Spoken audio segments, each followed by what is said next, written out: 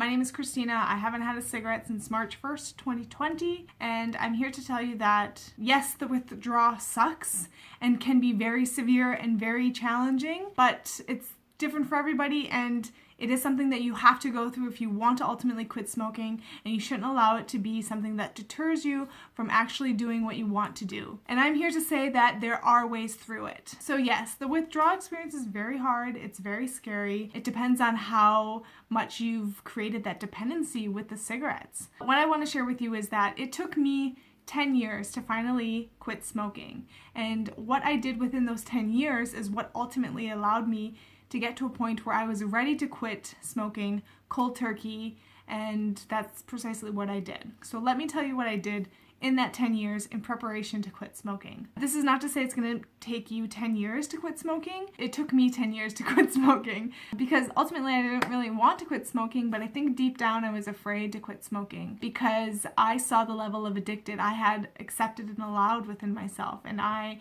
was convinced that it would be too hard and I wasn't capable of actually stopping. I wasn't actually capable of directing myself or making decisions in moments to not smoke. Ultimately, I was saying that my smoking addiction, my urge to smoke, my desire to smoke was greater than my ability to decide something different. So what I did in those 10 years was basically practice asserting a self-awareness and a self-directive power within myself.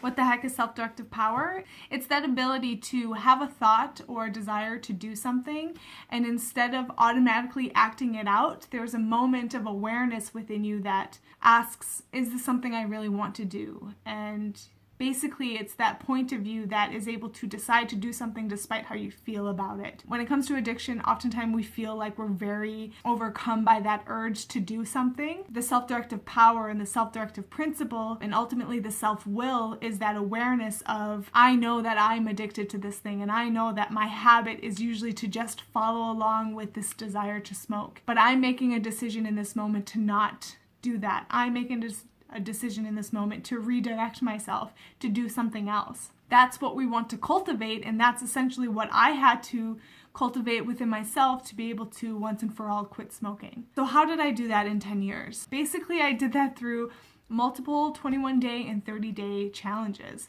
I would put myself on these little mini challenges of changing habits, whether it was 30 days of yoga, 30 days of writing every day, 30 days of no coffee, 30 days of no sugar, 30 days no television, 30 days walking every single day. Whatever it was, I did 30 days of vlogging. I did 30 days of blogging. I basically put myself on to 30-day challenges to challenge myself in my habitual day-to-day living, especially the ones where you take away a habit. So like no sugar, no television, anything that took away, I think is what helped me the most, because in those journeys, in those challenges, I was really able to see what my mind was throwing against me, or what my mind was existing as that allowed me to continue in this habit that I for so long was not aware of, but very automated within. So when you put yourself on a 30-day challenge to say, I'm not drinking coffee for 30 days,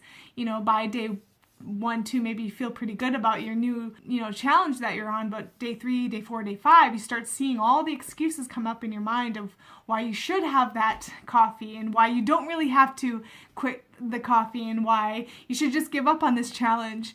You start to see all the excuses and justifications and all the reasons why you should go back into that habit that you for so long had. So essentially what these challenges provided me in the last 10 years is the ability to start identifying my mind and to distinguish whether it was me as my awareness, as my self-directive power, or if it was just my habit, my thinking habitual mind telling me what to do.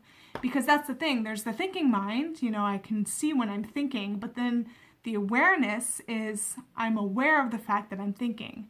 That's really who I am. I'm not just the thoughts in my mind or the memories or the conflicts going on in my head, what I'm saying to that person who did me wrong in my mind. That's not really who I am.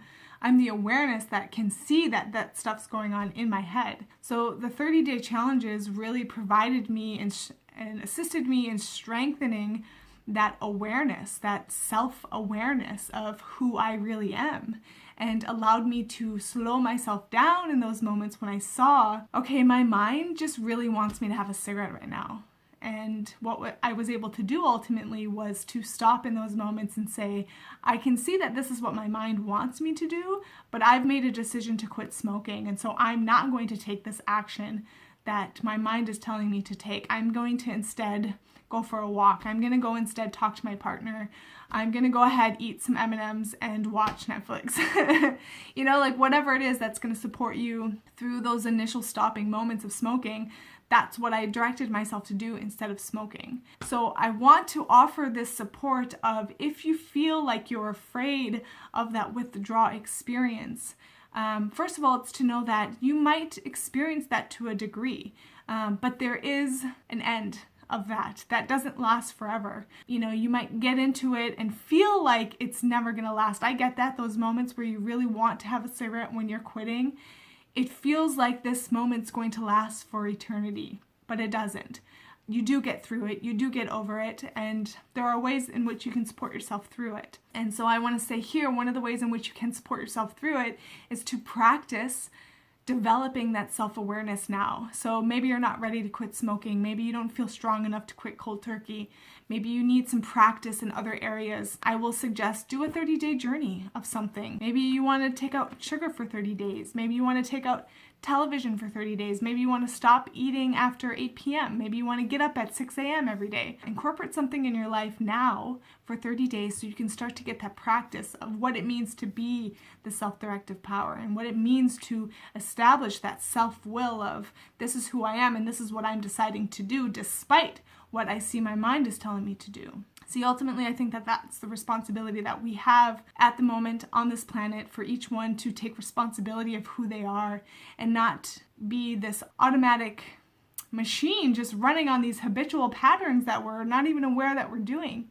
but to establish and cultivate and harness and nourish that self-awareness of, like, I am here and I see what my mind is existing within, and I see that I participate in things in my mind that don't support me and don't support other people, and it's very conflictual, and it creates conflict in this world, and I am making a decision to change myself. I think that's ultimately every person's purpose on this planet at the moment, and this is an area in which you are able to realize your true power and your true potential. So if you're ready to quit smoking but you're afraid of that withdrawal, establish and practice your self-awareness and your self-directive principle. Take on a 30-day challenge, as many as you need, to establish that certainty within yourself that you're able to do it, and you'll get to know what it is your mind is going to throw at you. You get to know that process of quitting something.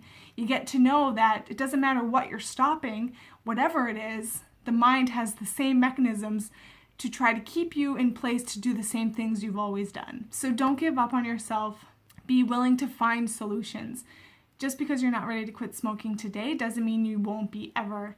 And it took me, like I said, 10 years to finally get to a point where I was like, okay, this is it. Time's up. I'm quitting smoking. And it was a very rough 3-4 months for me. Check out the playlist of my quitting smoking videos if you haven't yet. It was hard. It was very hard, but I didn't give up on myself because I had established that self-awareness within me that knew I'm deciding to do something different. I'm deciding to redirect my life, and I know I'm going to have to face this eventually anyway, so I'm going to stop wasting time.